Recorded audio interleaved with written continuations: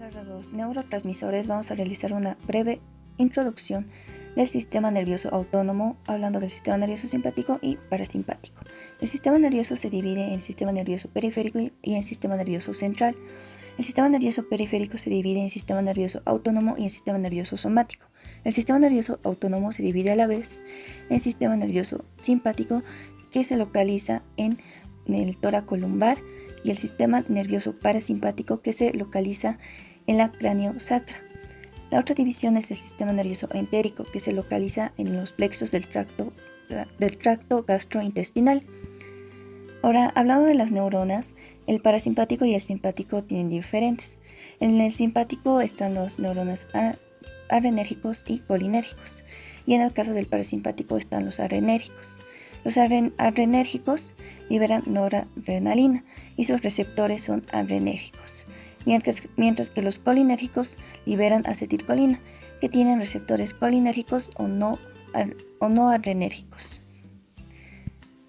Ahora, ¿cómo comienza todo esto? En el parasimpático, mediante una fibra preganglionar larga, la cual libera la acetilcolina, va a su primer receptor, el receptor nicotínico tipo N.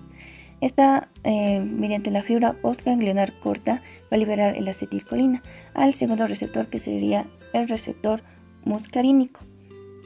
Esta luego va al músculo liso, a las glándulas, nervios terminales o músculo cardíaco.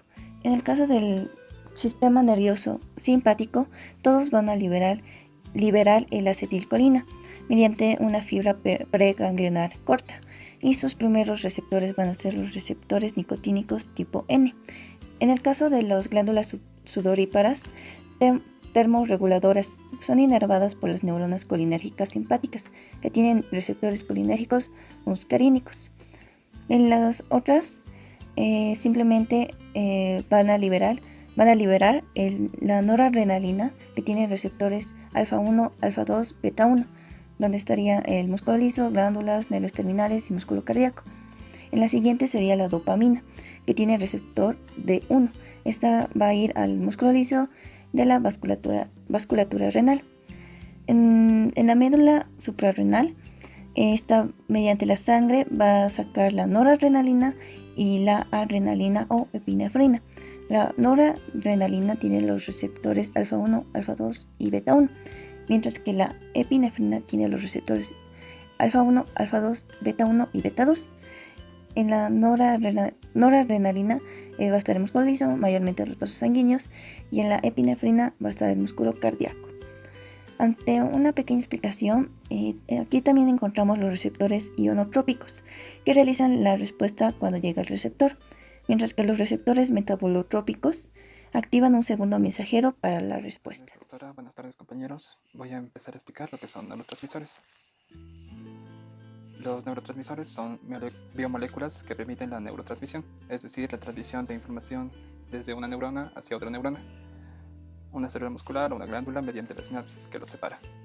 Y he puesto aquí los 10 más importantes, ya que existen más de una docena. Vamos a empezar con la histamina. He puesto en cada uno, en sí todo esto es un súper resumen, puse en cada uno sus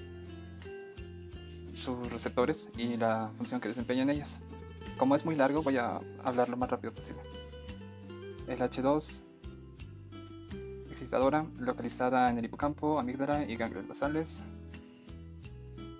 La H1, excitadora, aumenta la liberación de NT, papel en el despertar y ansiedad. El H3, inhibidora, autorreceptor y heteroreceptor, disminuye la liberación de NT, excitadora, núcleos autonómicos en el tronco del encéfalo. Ahora, noradrenalina, la alfa 1, excitadora, núcleos autonómicos en el tronco del encéfalo. La alfa 2, inhibidora, flujo de salida simpático fuera del sistema nervioso central, disminuye la transmisión del dolor. La beta 1 y beta 2, excitadora, el córtex del sistema límbico del núcleo accumbens. El aminoácido glutamato la NMDA, AMPA y la K excitadora, que es principal. Un papel en memoria, excitotoxicidad neuronal. Estas que son la MGLU 2, 4, 6 y 8, inhibidora, papel en el procesamiento talámico sensorial.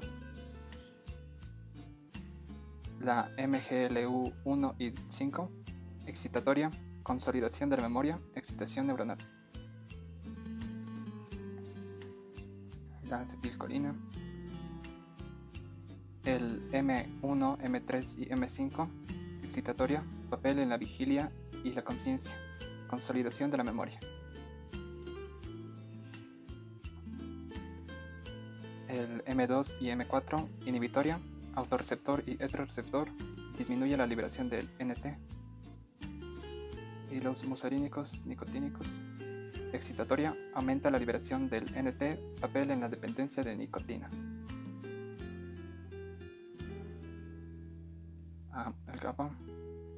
El GABA beta, inhibitoria, modula la excitabilidad de la motoneurona. El GABA alfa, inhibitoria, que es la principal, canal iónico dependiente de ligando, lugar de acción de los hipnóticos sedantes, alcohol, anestésicos generales.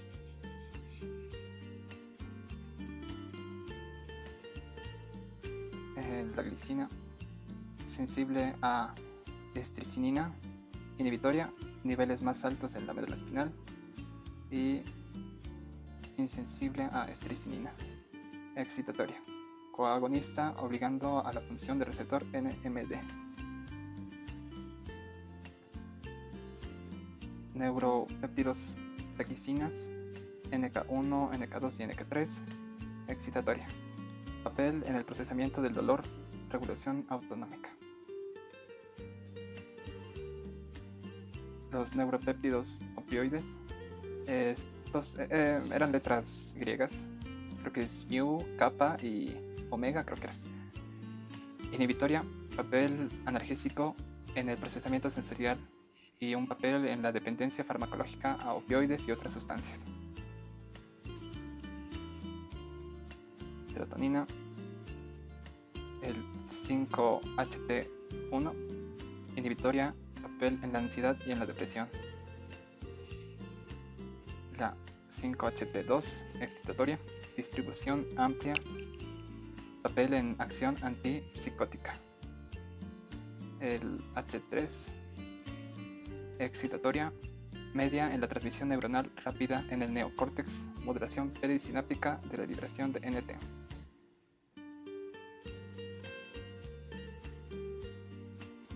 Y por último, la dopamina, D1, D5, excitatoria, función en ganglios basales, memoria y rendimiento. Y la D2, D3, D4, inhibitoria, disminuye la liberación de dopamina, reduce descargas neuronales. Ahora vamos a hablar de los receptores. La acción de un mediador químico sobre su estructura terminal depende más del tipo de receptor sobre el cual actúa que de las propiedades del propio mediador. Cada mediador químico tiene el potencial de actuar sobre muchos subtipos de receptores, como la noradrenalina sobre los receptores adrenérgicos. Hay receptores en los elementos presinápticos y al mismo tiempo sinápticos para muchos transmisores secretados. Existen receptores presinápticos llamados autorreceptores y heteroreceptores.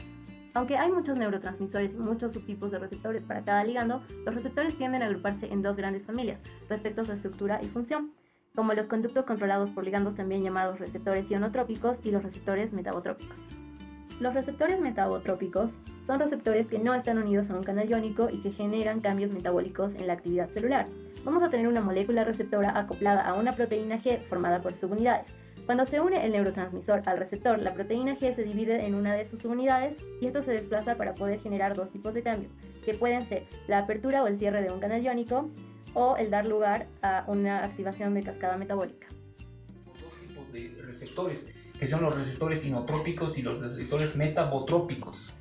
En este caso, los receptores inotrópicos son receptores de canales iones de sodio que mediante un ligando ayudan a pasar iones pueden ser neurotransmisores o hormonas o cualquier tipo de moléculas. Esto permite al paso, como ya hemos dicho, de iones desde el exterior de la célula al interior de la célula mediante un ligando.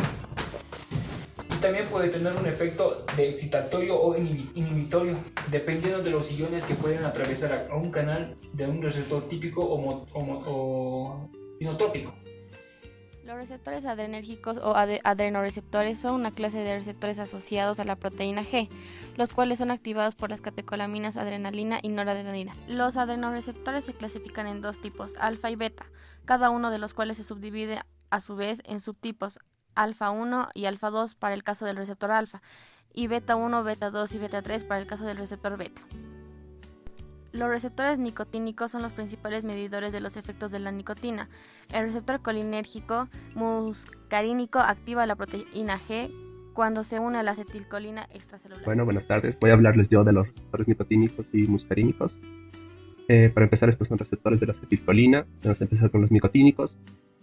Se dividen en dos. Vamos a empezar con el N1, que influye en la unión neuromuscular. Para este tenemos una médula espinal y de una de sus astas se desprende una neurona alfa, la cual va a llegar a una fibra muscular esquelética, en la cual está un receptor N1, la cual va a recibir la acetilcolina. Esto va a generar la contracción. Luego tenemos la N2, que es el sistema nervioso autónomo, sistema nervioso central y la glándula suprarrenal. En el sistema nervioso tenemos al sistema parasimpático, en el cual afectan los colinérgicos, y tiene receptores muscarínicos. Afecta al músculo liso y a las glándulas, y en el simpático son adrenérgicos y colinérgicos, que tienen receptores nicotínicos, que afectan al músculo liso y a las glándulas, y muscarínicos, que afectan a las glándulas sudoríparas. En ambos casos afectan al músculo liso y a las glándulas, pero de manera opuesta. Luego tenemos a los muscarínicos. En el M1 tenemos las células pietales del sistema gastrointestinal, que junto con el M5 y el M4 colaboran para hacer la memoria, la atención, analgesia, ciclo vigilia-sueño. Cualquier cambio o disminución de la acetilcolina en estos puede provocar lo que se conoce como Alzheimer.